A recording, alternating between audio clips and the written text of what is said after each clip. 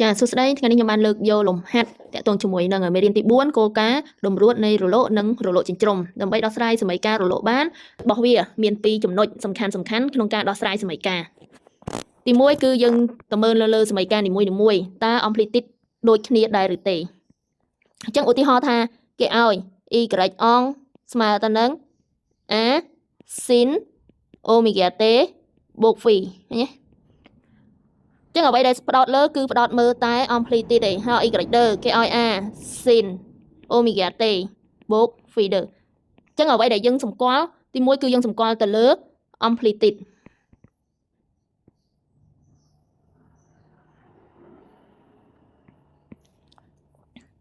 អូខេតាចឹងយើងសម្គាល់ទៅលើ amplitude ចំណុចលក្ខណៈសំខាន់របស់វាត្រូវតែចំណាំទី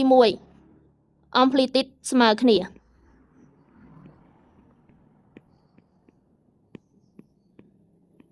គឺ A1 ស្មើជាមួយនឹង A2 ស្មើទៅជាមួយនឹង A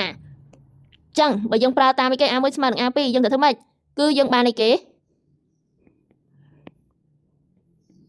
យើងប្រើតម្រងអីពេលដែលយើងប្រើ A1 ស្មើនឹង A2 ស្មើទៅនឹង A គឺយើងប្រើតម្រង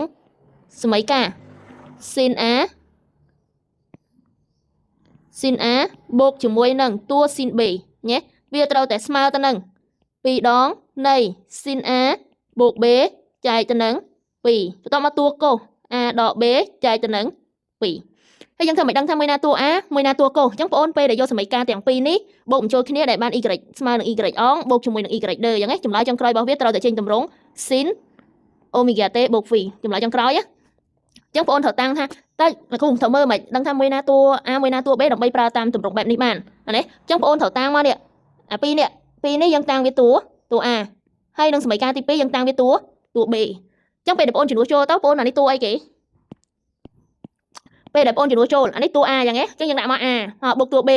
យើងបូក omega t បូក phi ដឺឲ្យចែកទាំង2បន្ទាប់មកយើងសិក្សាទៅលើតួកុសយក A ដក B ចែកទៅនឹង2មកបងនឹងឃើញតម្រងហើយអញ្ចឹងនៅក្នុងលេខ1នេះគឺយើងរកសមីការដោះស្រាយសមីការវាមានតែប៉ុណ្្នឹងទេអត់ណាហើយចំណុចទី2ដែលបងត្រូវចាំក្នុងករណី amplitude ខុសគ្នាឧទាហរណ៍ amplitude ខុសគ្នាគឺមានន័យថា amplitude ទី1ខុសពី amplitude ទី2កាលណា amplitude ទី1ខុសមួយ amplitude ទី2អញ្ចឹងឧទាហរណ៍ថាគេឲ្យ y បែបនេះគេឲ្យ y បែបនេះ y អងស្មើទៅនឹងឧទាហរណ៍3 sin pi t បូក pi លើ2ឧទាហរណ៍យើងអត់សម្គាល់នៅខាងក្រោយទេគឺយើងសម្គាល់ទៅលើ amplitude y 2 4 sin pi t ដក pi អូខេឧទាហរណ៍អញ្ចឹងអ្វីដែលបងអូនត្រូវសម្គាល់ថាយើងទៅមើលលើ amplitude 2នេះណា2នេះអញ្ចឹង amplitude ទី1ជាមួយនឹង amplitude ទី2គឺខុសគ្នាអញ្ចឹងក្នុងការដោះស្រាយសមីការបងអូនត្រូវមានលក្ខណៈសម្គាល់2ក្នុងករណីទី1 rho amplitude គួបគឺ a គួបអញ្ចឹងណាអញ្ចឹង a គួបត្រូវរកតាម a អី ax ការ៉េបូកជាមួយនឹង ay ការ៉េក្នុងករណីនេះមានវិធីសាស្ត្រមួយទៀតតែយើងធ្វើបែបនេះសិនអ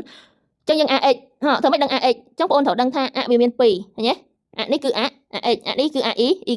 ax គឺជាប់អីជាប់កុស y គឺជាប់ sin អញ្ចឹងយើងទៅមើលតម្រងរបស់វា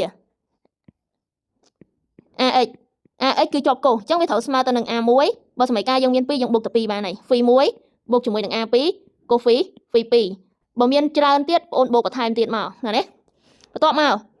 យើងជំនួសលេខចូលយើងគណនា ax ឲ្យឃើញចម្លើយតមកទៀត ay គឺបងអូនត្រូវជាប់អី a1 sin phi 1បូក a2 sin phi 2បើមាន3បងអូនបូក3ទៀតមកណាស្រ័យតាមហ្នឹងបន្តមកទៀតឥឡូវយើងរក a គួបឃើញទេពេលដែលបងអូនរក ay ax ឃើញចេញជាលេខអញ្ចឹងបងអូនយកមកជំនួសចូល a គួបអត់ទេបន្ទាប់ពីយើងរក amplitude គួបហើយយើងត្រូវរកអីគេទៀតគឺរកផាស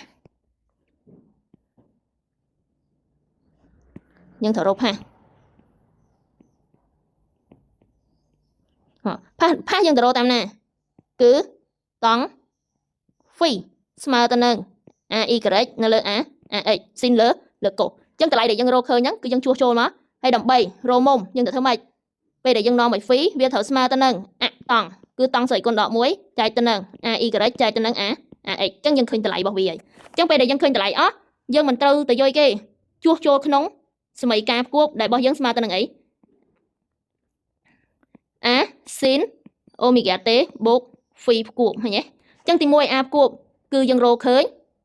បន្ទាប់មកអូមេហ្គាយើងអត់មានរកទេព្រោះតម្លៃរបស់វាត្រូវតែស្មើគ្នាណាបន្ទាប់មកផា